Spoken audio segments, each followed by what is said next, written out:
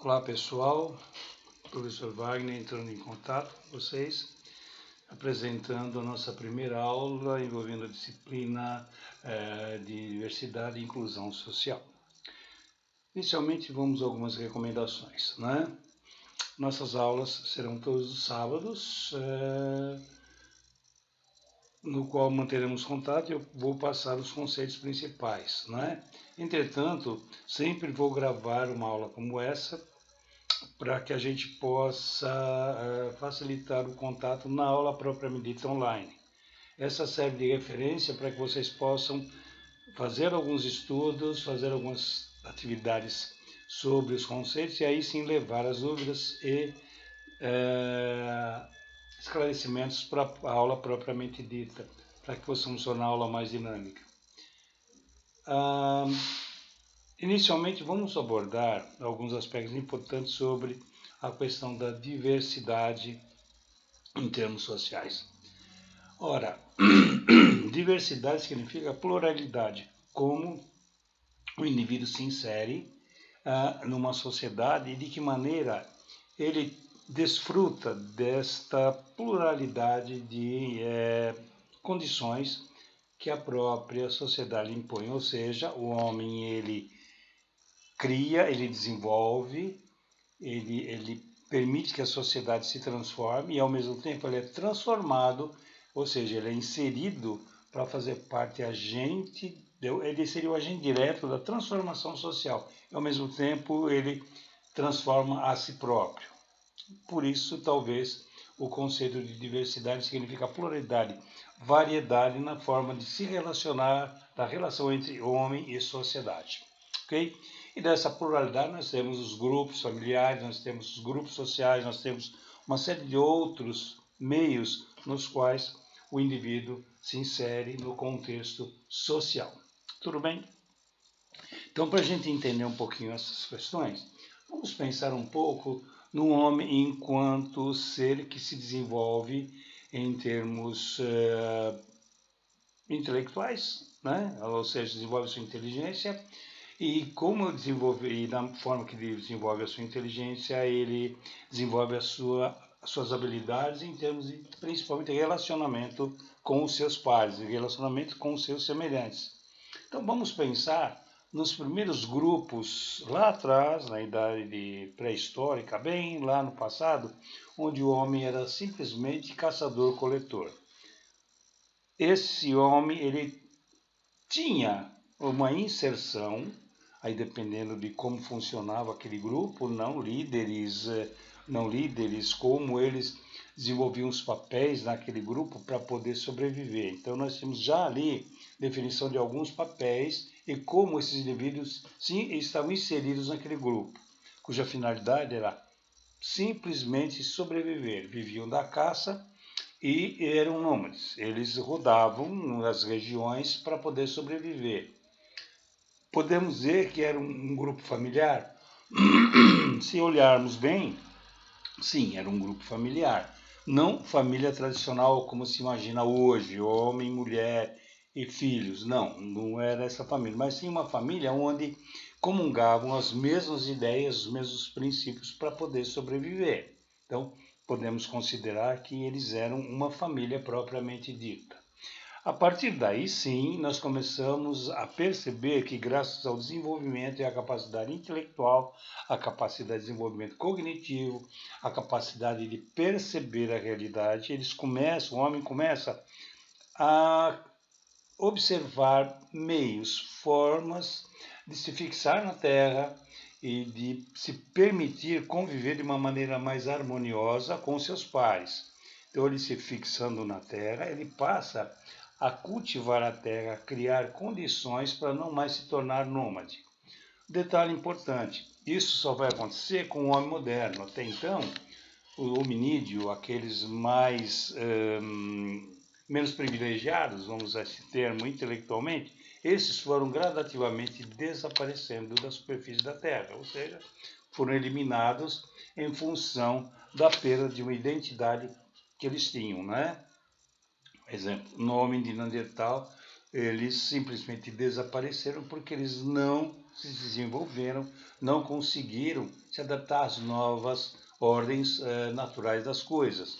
O homem moderno já se adaptou melhor em função da sua qualidade intelectual, capacidade de explorar a própria inteligência. Legal. A formação das primeiras comunidades implica em criar a família. Então nós temos aí sim a primeira comunidade que permite que homem e mulher se unam para constituir a família propriamente dita. Então vou usar um termo também aqui. Ele passa a ter uma identidade dentro dessa sociedade. Então, tal pessoa casada, unida com tal pessoa que tem filhos, moram, vivem em tal região e lá eles exercem um papel de. Ou seja, nós temos a constituição de uma família.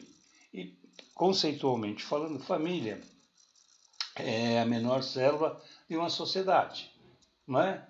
Onde nós podemos imaginar o homem exercendo seu papel de mantenedor, aquele que sai para poder trazer o sustento da família, enquanto a mulher permanece em casa para poder educar os filhos. Vamos fazer uma ponte aí. Ora, se observarmos um pouco mais o período do homem enquanto caçador-coletor, ora, nós tínhamos os grupos familiares, se é que podemos usar esse termo, onde o homem com seus pares saía para a caça e as mulheres ficavam em casa, ou na gruta, ou na caverna, enfim, sabe lá a forma como eles conviviam, viviam na sua região e ali as mulheres é quem cuidavam dos menores, das crianças, para evitar que essas sofressem qualquer ataque de algum animal, por exemplo. Ora, se nós observarmos, hoje em algumas regiões da África, nós temos exatamente esses papéis ainda hoje. Não que os negros, por exemplo, da África, algumas regiões, e vivam na idade lá atrás. Não, não é isso. Eles se modernizaram, eles têm uma outra forma de viver a realidade deles, né? Mas se observarmos, a maioria do homem sai para a caça, né? O homem africano, na sua região, seus grupos étnicos, eles saem para a caça e as mulheres ficam em casa cuidando dos menores, para evitar o ataque de algum outro animal, algum animal predador que possa atacar. Então, nós mudamos pouco, né? Esses homens mudaram pouco e nós também. Na verdade, o que nós temos hoje? É o homem, né? Chefe da família, como é identificado, que sai para o trabalho para poder adquirir o seu sustento e aí sim trazer para casa, enquanto a mulher, né? Ela acaba por sendo a responsável por educar os filhos. As mudanças que ocorreram até então, só para fazer um comparativo, são a forma como a sociedade se modernizou e a partir dessa modernidade, quais são as exigências estabelecidas. Então, atualmente, tanto homem quanto mulher têm jornadas muito intensas na vida social, na vida familiar. O homem sai para o trabalho, volta para casa, também tem contribuído ali na organização da casa, porque a mulher também tem a sua dupla, tripla jornada de atividade. Algumas mulheres com todo o direito de trabalho para poder ter um aumento na renda familiar para poder atender às necessidades. E os filhos acabam sendo colocados em escolas, em pré-escolas, quando é o caso, para poder, digamos, atender algumas necessidades, tanto na esfera primária, mas principalmente na secundária. Por essa razão, nós temos as famílias, muitas vezes, comprometidas emocionalmente em função dos novos papéis, em função das novas exigências que a própria sociedade impõe. Talvez aí seja a questão da diversidade dentro da sociedade, ou seja, essa pluralidade. A questão é, será que o homem, dentro de uma sociedade moderna, ele está se adaptando a essas novas regras, essas novas exigências? Porque o que se observa, só para fazer um relato um pouco mais próximo de nós, o número de pessoas que se separam, os índices estão apontando, principalmente na nossa realidade, o índice de indivíduos separa, o índice de agressividade do homem sobre a mulher, da mulher sobre o homem, também existe agressividade, é muito acentuado. É preciso fazer um estudo para se identificar e entender o motivo que está levando as famílias, por exemplo, a estarem divididas, a estarem comprometidas emocionalmente. E isso é muito importante quando abordamos a questão da inclusão social. Como essa família está sendo incluída numa questão social, não é? Como essa família é vista numa inclusão. Ou seja, se nós temos uma família bem posicionada, numa condição social adequada, bem estruturada, essa talvez esteja ameaçada por vários fatores, por exemplo, a formação profissional, um bom emprego, e assim essa família ela está relativamente bem estruturada. E as outras famílias um pouco menos assistidas socialmente, que é a grande maioria na nossa realidade brasileira. Né? Nós temos famílias muito mal assistidas em função das políticas sociais adotadas. Não é? Então, e isso reflete o quê? Uma necessidade de estudarmos como atender essas famílias. Então, quando nós falamos da pluralidade, da diversidade, no sentido como atender as famílias, é preciso ver as políticas adotadas aí. Não é? Porque perde-se, aí sim, eu creio, que essas famílias estão perdendo uma parte importante da sua identidade enquanto família. E, em consequência, quando eu penso em uma família desestruturada que perde sua identidade, o próprio agente, o homem, que é o que constrói, o que propicia a criação de uma família, ele também está perdendo a sua identidade. Ele se perde nele próprio, como diziam alguns autores da área da psicologia, né? O próprio Rollo May, não me falha a memória, ele abordava essa questão do homem quando ele perde de si mesmo, né? Num livro chamado O Eu Dividido, do Rollo May, ele aborda essa questão sobre o homem à procura de si mesmo, ele se perde nele próprio, então ele perde essa sua identidade aí. E a pergunta é, como trabalhar essa diversidade? Como dar uma ideia de como encontrar soluções, respostas para essa diversidade aí, e aí sim incluir o indivíduo enquanto indivíduo e família dentro da sociedade.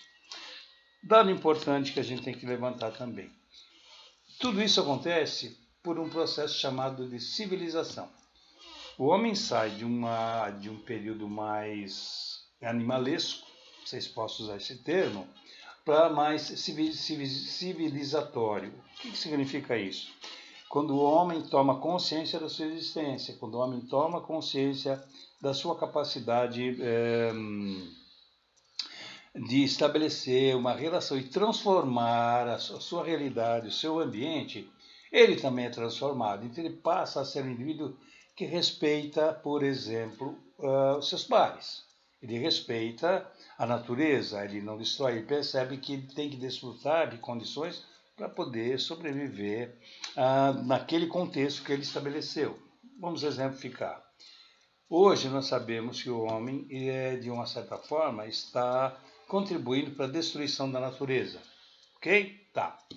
Reclama-se da camada de ozônio, reclama-se do degelo, reclama-se da perda de animais que estão desaparecendo, enfim, reclama-se da poluição, tudo que tem direito se reclama.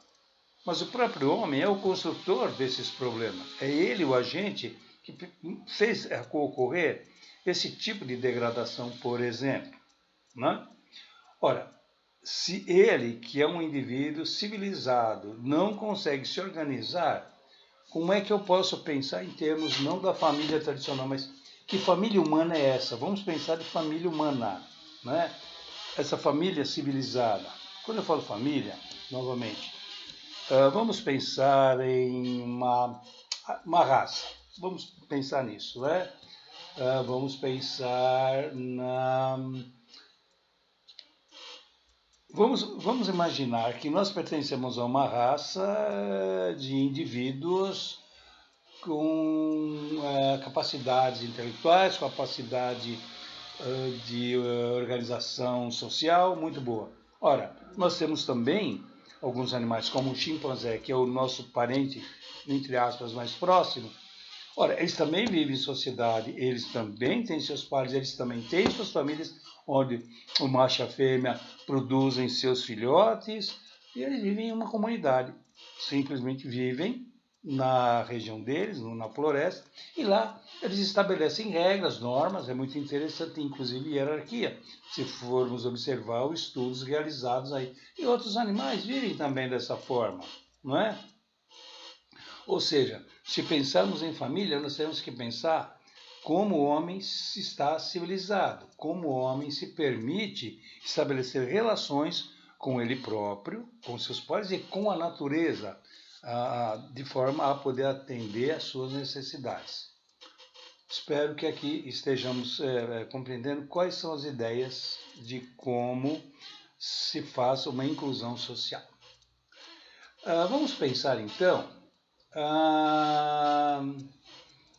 a família enquanto agente perpetuador da espécie. Então, aí sim, eu tenho o homem e a mulher que vai ter filhos. E esses filhos irão crescer, irão dar continuidade a essa linhagem. Então, nós temos, então, as famílias e a formação das sociedades. Desde o princípio, os homens e as mulheres se unem, têm seus filhos vão se unir e vão desenvolver toda uma sociedade, ou seja, irão vão aumentar a população no mundo.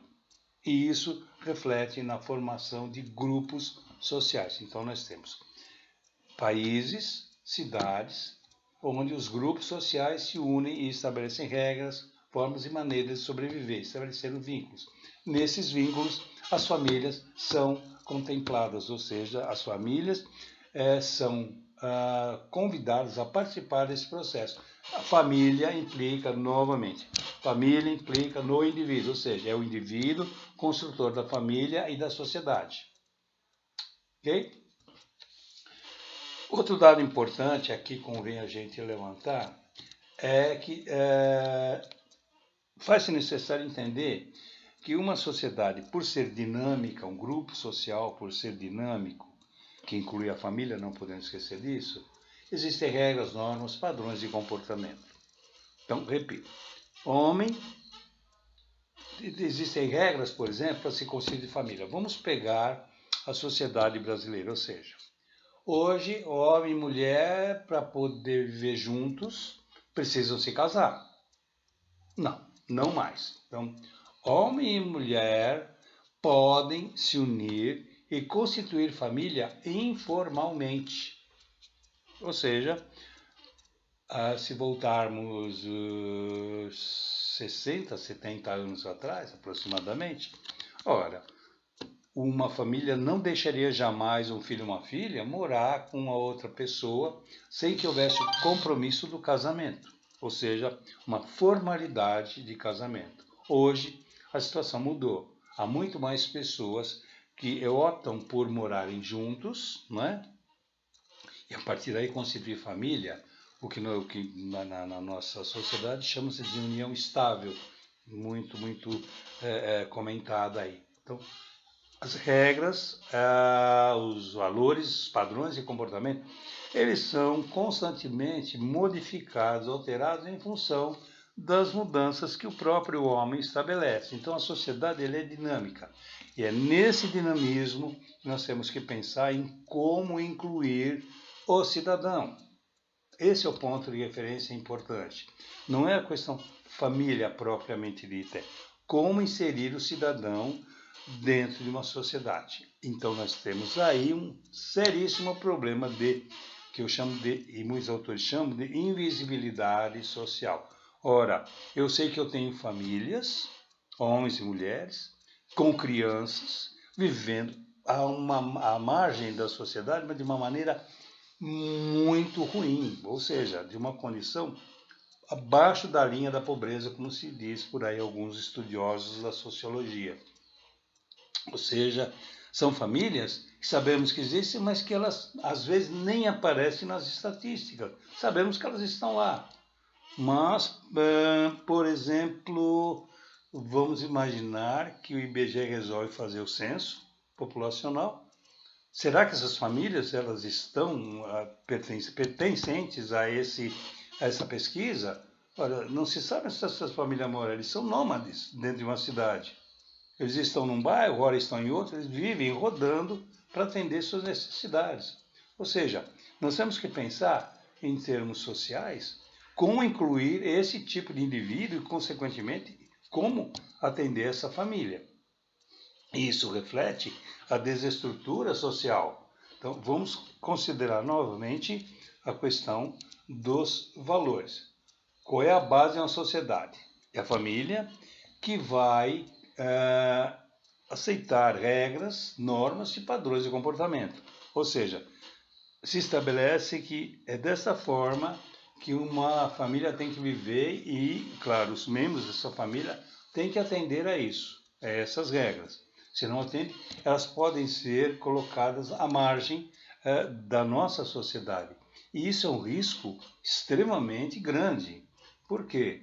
As pessoas deixam de incluir. Então, nós temos o quê? Grupos voluntários, por exemplo, em determinado período do ano, em alguns momentos, de uma maneira solidária, procura dar um atendimento a essas famílias, a essas pessoas. Então, via de regra, em épocas mais propícias, por exemplo, nós observamos alguns empresários atendendo famílias com cesta básica, porque às vezes nem isso tem, né? As condições de sobrevivência é muito pequena. Isso é uma forma de incluir a família, por exemplo? Que inclusão é essa? A questão é como as políticas sociais incluem, como essas políticas sociais permitem que as famílias estejam integradas a um sistema social maior. A dúvida persiste aí, né? Que recursos temos, que condições temos para poder dar uma assistência mais específica para esses indivíduos, para essas famílias. Por exemplo, né? Escola. Temos outro problema muito complicado, que é a questão da inserção do aluno na escola. Sabemos, por exemplo, como crítica, que a nossa escola, a estrutura escolar nossa, ela é muito fraca, ela é muito frágil. Nós temos, por exemplo, crianças que vão para a escola, às vezes nem para estudar, vão para se alimentar, porque na casa nem comida tem. Então, é um risco muito grande, porque a criança não está muito preocupada, não está nem estimulada a ir para a escola para aprender, exercer o seu direito de adquirir conhecimento. Vai muito mais para atender uma necessidade primária, que é fome, é se alimentar, não é? Vemos famílias, por exemplo, que não têm o mínimo necessário para sobreviver. Como trabalhar a inclusão dessas pessoas? Então, é preciso entender como funciona essa sociedade, como a família atende essa condição das famílias. E os meios pelos quais podemos atender essas famílias. Não de uma maneira esporádica. Vamos atender no final do ano. Tivemos uma catástrofe, tivemos um problema social sério, então precisamos atender as pessoas. Não é assim que funciona. Não dessa forma. Nós temos que estar alertas a todo momento no atendimento e incluir famílias o tempo todo.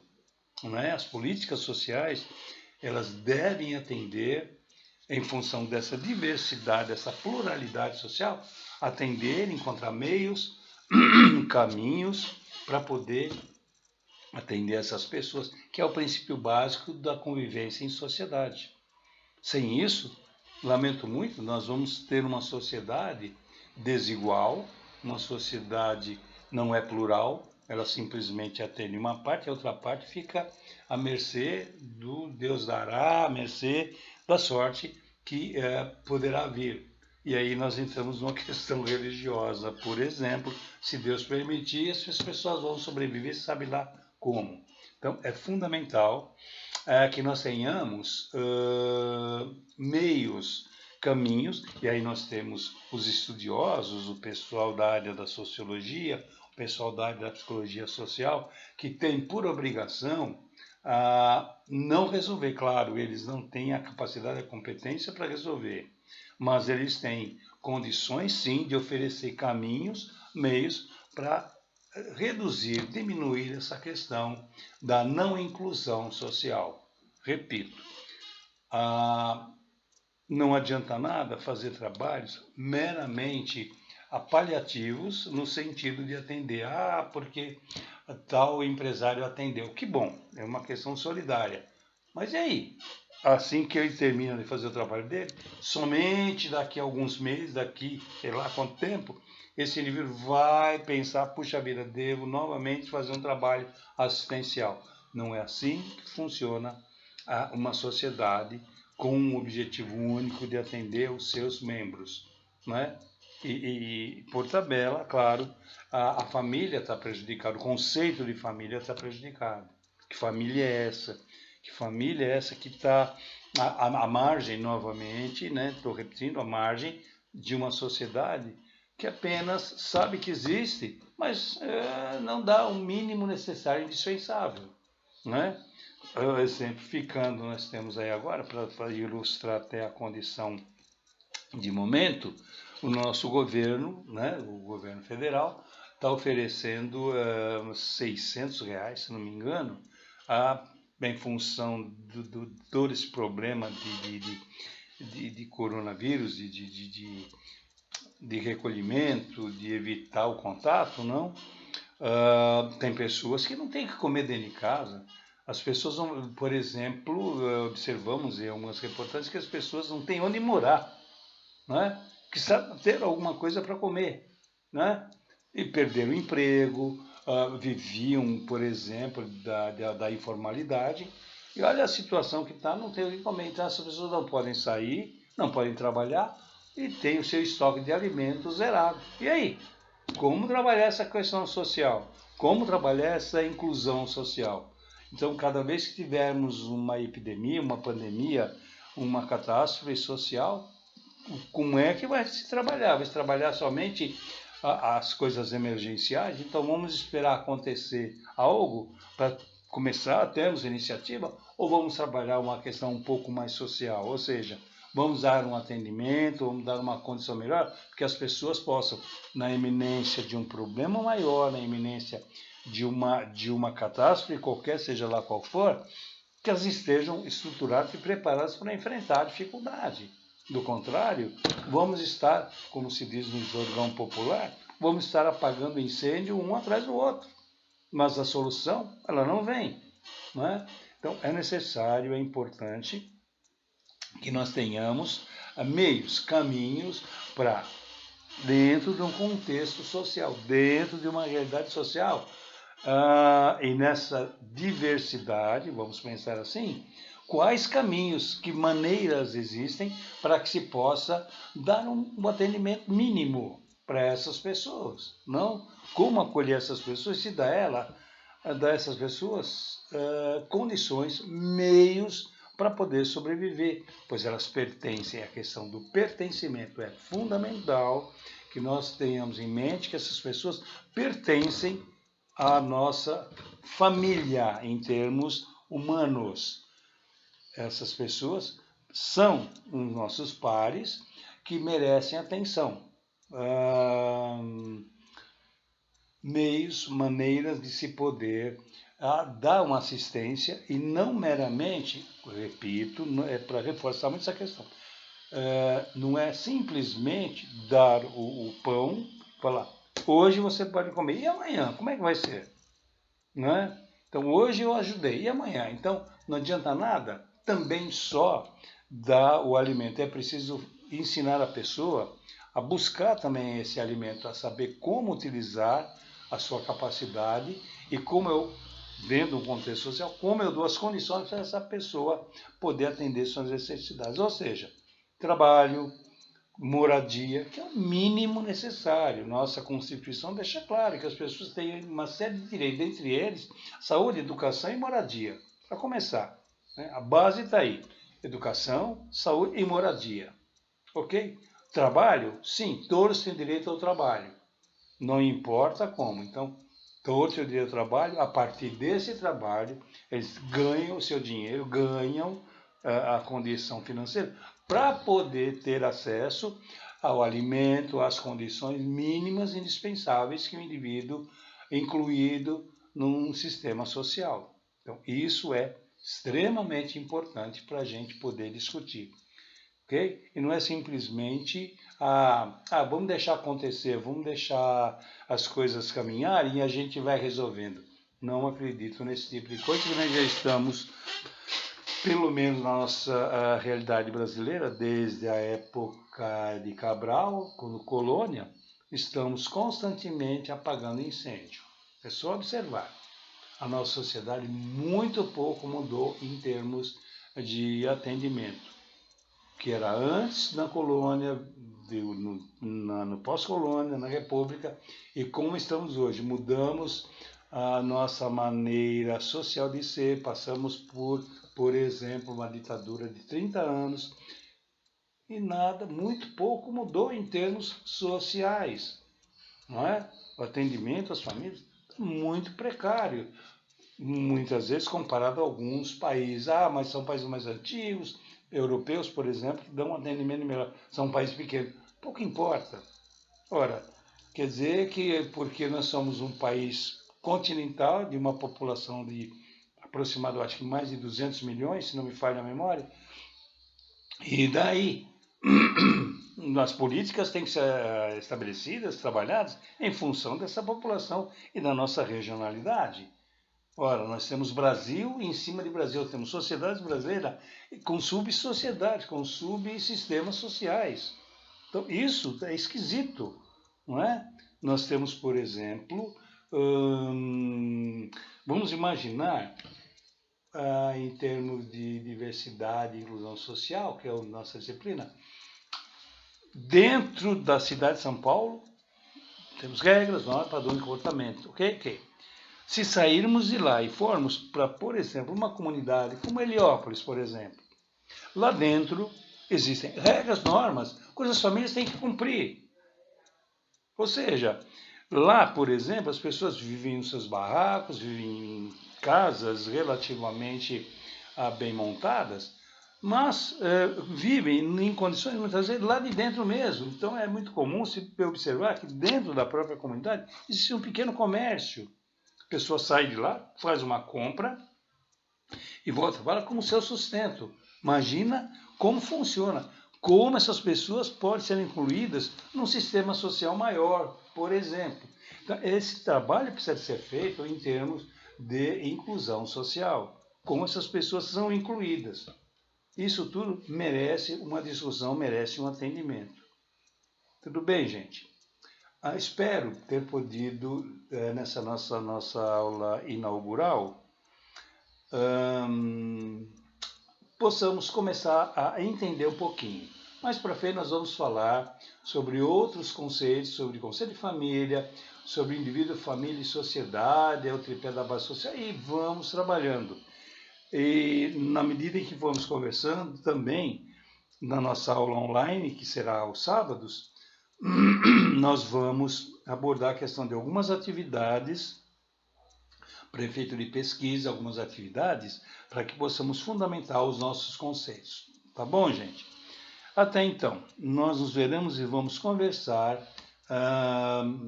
nesse próximo sábado já, que será no dia 18, tá bom? A partir das 9 horas, a partir das... no sábado, vou ter 2 aulas antes, História da Educação e Superior no Brasil, e posteriormente, acho que 10h50, 10h30, esse horário, mais ou menos por aí, nós vamos partir para a nossa aula de diversidade e inclusão social. Creio que vocês já foram informados aí dessas mudanças, ok? Até então, gente. Abraço para vocês e nos veremos no sábado. Até!